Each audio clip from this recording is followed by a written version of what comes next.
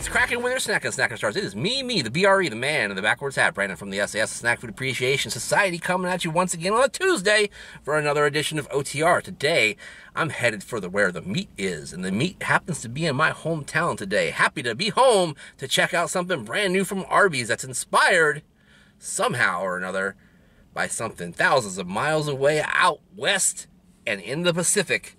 That's Hawaii. I'll be right back right after this to check out their brand new King's Hawaiian sandwiches on this edition of OTR. You are looking live at Arby's, where their roast beef sandwich is delicious, but so is a lot of their other stuff.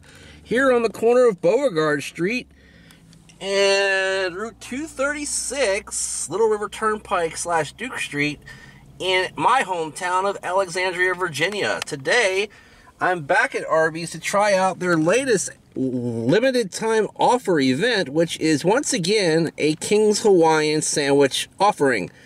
They have 3 different ones. Right there you see 2 of them, one of which being the smoked brisket, which is always available. This time just happens to be available on the King's Hawaiian bread. And then also the luau chicken sandwich. I got something else from them today, and that is inside this container. I had to get a slightly different view of this thing than normal because it was sliding all over the seat here of my fiance's pink Lovemobile. But what we have here on the King's Hawaiian roll is their brand new Big Kahuna sandwich, which has a fried chicken fillet in there, as well as their brisket, and I believe pulled or smoked ham as well. Yep, there it is, all in there, right there, all on top of a lettuce and tomato, and as well a pineapple habanero mustard, which is honestly what I'm most excited about, guys. This thing was $5.99, and ladies and gentlemen, it was $10.99 in a combo, so fairly expensive meal. But we'll see how it goes when I take a bite out of this thing, and more on this edition of OTR right after this. Alright gang, I am back here at Arby's to check out this brand new Big Kahuna sandwich. Yeah, this thing is absolutely stacked, I'll tell you.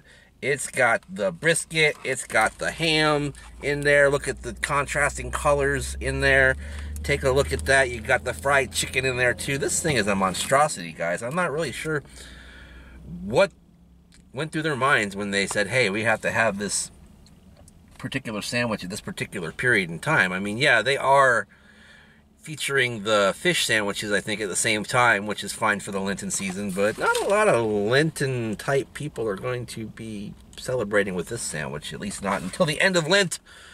Anyhow, let me go ahead and take this thing out of the box if I can. I think it's going to be a bit of a struggle, but I will go ahead and show it to you next to my noggin the way I always do, to give you the pure experience of seeing what the true size and scope of this bad boy is. Big sandwich as usual. Not really a bigger roll, but just stacked a mile high in the tradition of all their Meat Mountain and Smoked Mountain and everything else. They could have called this one Mount Fiji, right? Or did they already do that? I don't know. Alright guys, let me go ahead and take a bite of this thing and let you know what I think about it. That thing is wild, man, I'll tell you. That thing takes you on a ride. And for a minute there, at the first bite, I was kind of put off by the mixture of flavors. I mean, honestly, you don't see chicken and beef hanging out together all that often. Sometimes you do, and it comes out all right. But in this particular case, I was starting to think maybe this wasn't the right move. But, you know, you only live once, right? YOLO, baby. YOLO. After the second bite, things started to change for me a little bit. And then the third bite, as everything started to sort of become an amalgamous mass of mushy meat goodness inside my mouth, and all kind of tasted really good together. And that's why I noticed that pineapple habanero mustard. Yeah, alright guys, that's where you got me right there. You also got some Swiss cheese in there to balance it all out. Let me try my best to wrap my brain around this bad boy and give you our full perspective from the bottom to the top, the way we always do, starting with that King's Hawaiian bun. Nice and sweet and chewy. Good texture. I love the way a King's Hawaiian bun holds together on a lot of different sandwiches. It really does come across well. I love King's Hawaiian on a good ham sandwich, for example. And this, gives you some of that action going on as well. Then you get to, really, I guess, the lettuce and tomato are the next things that you really notice in the bottom to the top ratio. Too much tomato here. They were stacked on top of each other, causing a little bit of a Leaning Tower of Pisa effect. Had to sort of flatten that out a little bit. Seemed to work a little bit better then. Not the, reddest and ripest of tomatoes, but still pretty good and decently firm. The lettuce was shredded. Don't like that, but I'll get over it, and it wasn't that terribly noticeable anyway. You get to that fried chicken patty on there, which I guess is what they use for their chicken sandwiches in here, and it's okay. It's nothing that's going to supplant Chick-fil-A, KFC, or even Wendy's for that matter in terms of the chicken sandwich market, but it's all right. It's passable. It's a decent tasting sandwich that I wouldn't mind paying $3 or $4 for on its own, with the proper ingredients and accoutrements and so forth. So that's pretty darn good. Then you've got the brisket, I believe, was the next on the stack, if I'm not mistaken. If I'm wrong, I'm wrong. Screw it. And that 13-hour slow cooked brisket is so good. It's just a little bit chewy, but not in that bad way. It's in that way that you know that you've got some meat in your mouth. You know what I mean? Still mostly tender, though. Meaty and juicy. Definitely their best meat on their menu in here overall, pound for pound, and that's really, really good. The ham came off tasting a little extra porky to me. And what I mean by that is kind of like if you let a ham sit around for 3 or 4 days in the fridge, the pork flavor starts to edge out some of the other flavors that you might have had, like the clove and the pineapple and stuff like that. And so it almost became a little dominant. And for that, I'm not that happy about, because I prefer my brisket to be a little bit more on the dominant side in this particular case, but that's okay.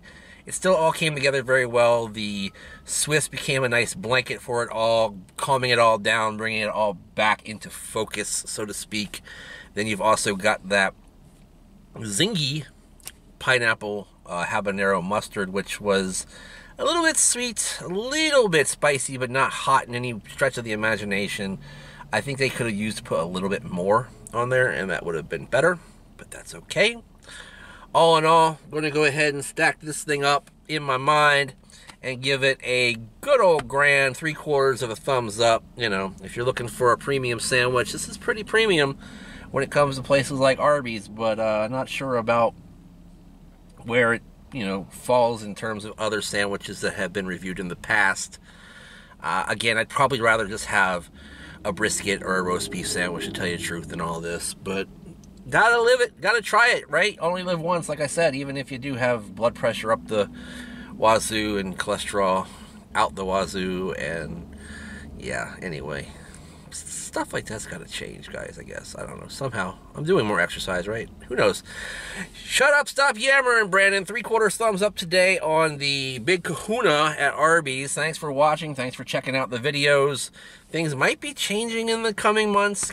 Got a new job offer that's directly related to what I do here with you guys. I'm going to not really talk about it here publicly for the time being.